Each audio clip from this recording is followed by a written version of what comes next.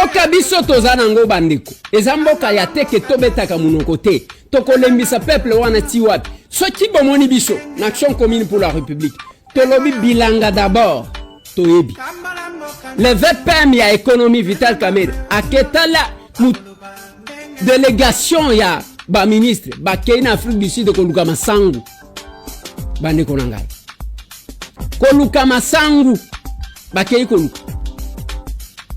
Moi je suis où je suivais tous les discours il y avait qu'à à Kotangela combien de kilomètres à la terre arable ah bamai tozana ngona nini nous aimerions cette politique il y a que tozala indépendant au lieu d'être dépendant.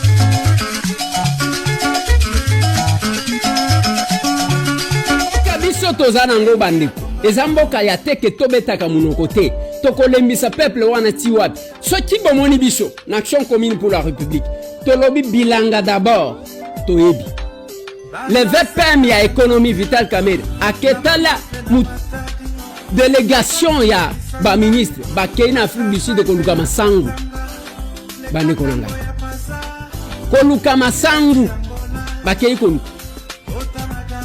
Moi je suis où je suivais tous les discours il y avait qu'à à Kotangela combien de kilomètres à la terre arable ah bamai tozana ngona nini nous aimerions cette politique il y a que tozala indépendant au lieu d'être dépendant tozala indépendant eza sonité tango tozoka matanzela biso wana tala mutu etuluku ya ba ministre toke kuna bango bazana mabela modèle nini biso totika libe masango esala ka 3 mois masango 3 mois bobuki Eliezer esala na période na lobi 3 mois bobuki bao bazana Dubai bazaka na désert biloko akolia izanga kate soki okene États-Unis d'Amérique ezana ba coin oyo bakataka nyonso kolona kobuka dans 3 mois biloko akolia ebeta makalisolo te biso même banzemo toyembaka nanu banzemo yake biloko akolia to revaka mutu azo reva azo c'est pas possible lelo ale biso wana tozo kende une forte délégation pour aller koketo koluka masango kaka boye tolongola ministre moko akende koluka mbisi na Namibie ya économie. L'État est-il dans la rue ou pas aujourd'hui? Nalo bato na vandakini. Nalo bato na vandakini. Nauzwaka ya bato baki oluka maïs. Nauzukisa na kaya bato 10 minutes à 9 basangani baki oluka masango na Afrique du Sud na Zambie. 10 minutes.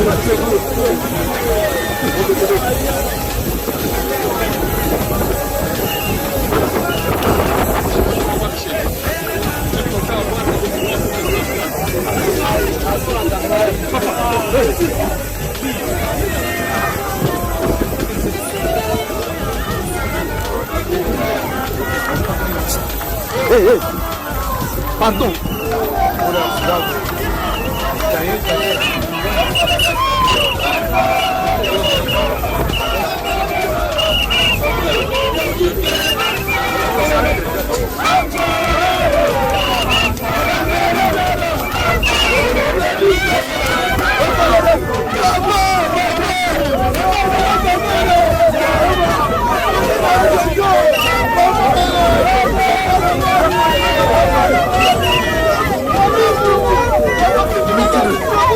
libanga na bino ba congolais la banzela pour dangereux. Les peuples les plus mauvais de la planète. Pour trop dangereux.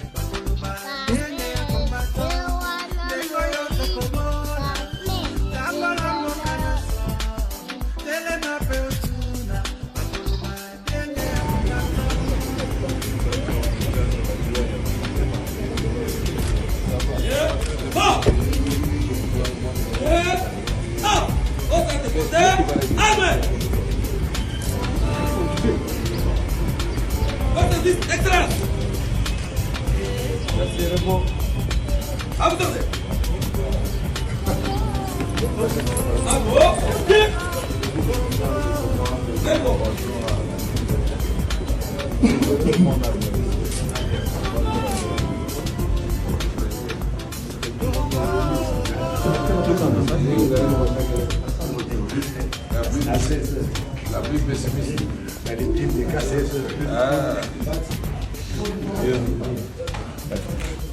Ah, monsieur le ministre, vous êtes bien arrivé.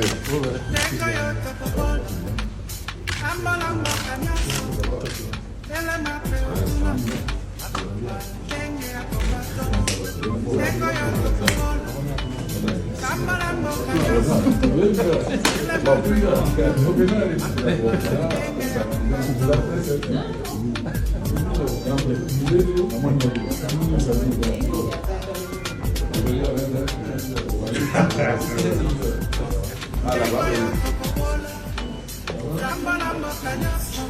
Ok. Merci. Si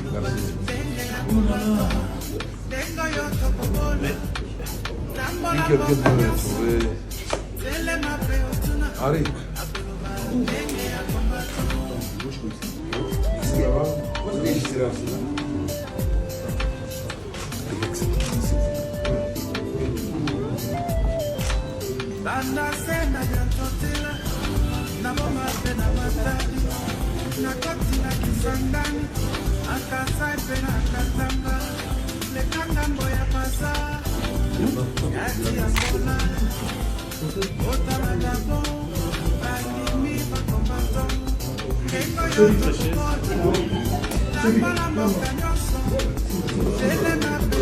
Honorable Vital Kamerhe obani makambo na yo yango bandaka boye bato bagenda kosalaka prière na triomphal ngonga yango bato basataka na bakasaye ngonga yango masango eza na rupture to na mabele to na mai to na moyo epelaka ya tout na place ya kosala masango un vice premier ministre ya mboka na nga Congo aki konégocier masango libanda. Allez-y comprendre ndenge tozokende boboro babeti boka ba milieu kobima wana sikoyo tokolata so bamayaka bato nyonso babanda kolata bilamba ba prisonnier babwaka na micho veka aza VPM bino ba chômeur lokwa biso ba marche pe ba mokala.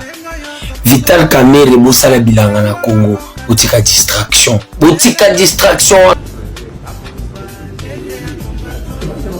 Saluons notre héros national, Armand depuis le village de commandant le maréchal Neng.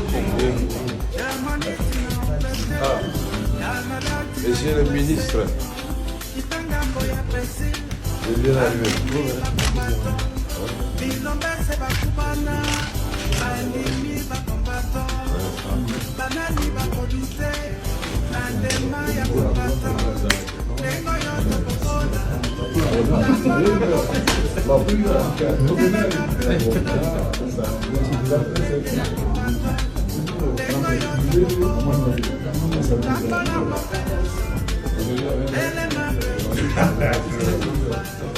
Ah, là-bas, oui.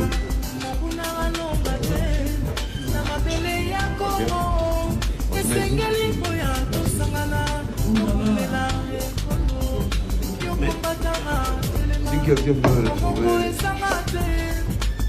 Allez.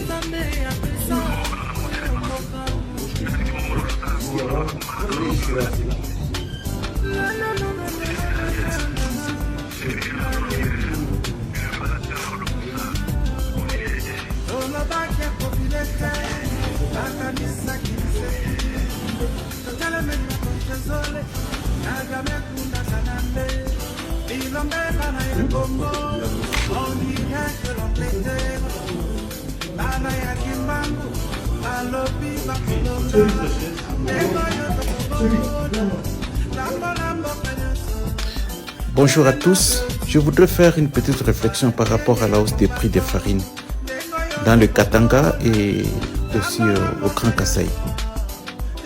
Ce qui m'intéresse, c'est l'ordre de mission signé par le Premier ministre Sama Lukonde, qui circule sur les réseaux sociaux, où une délégation de plus de 10 ministres doivent partir en Zambie, en Afrique du Sud, pour s'imprégner de la situation de hausse des prix des maïs ou hausse des prix de la farine de maïs.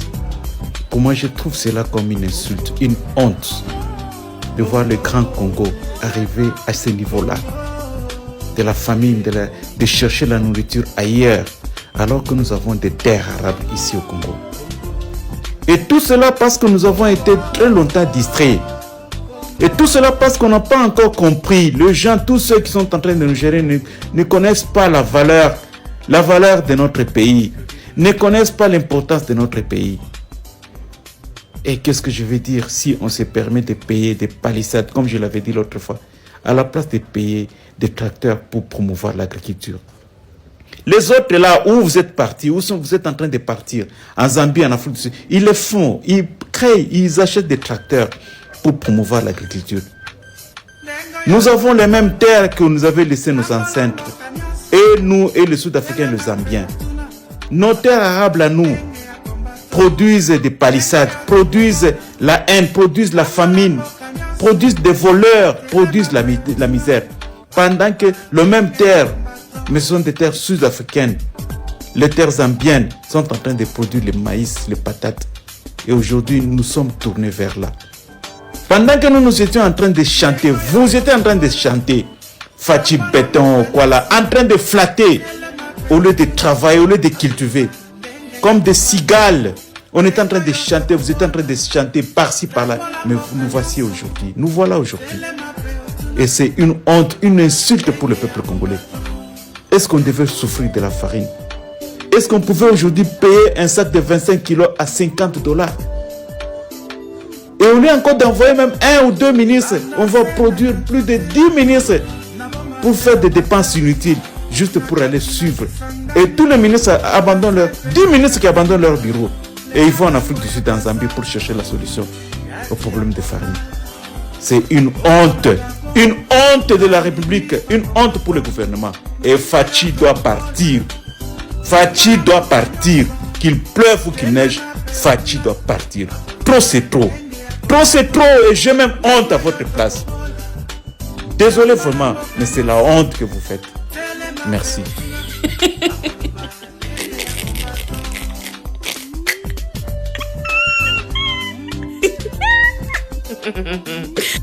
Qui on peut dire.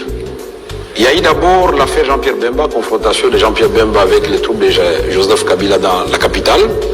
L'Assemblée nationale que j'ai dirigée, les bureaux pendant les vacances, la Constitution nous en donne le droit.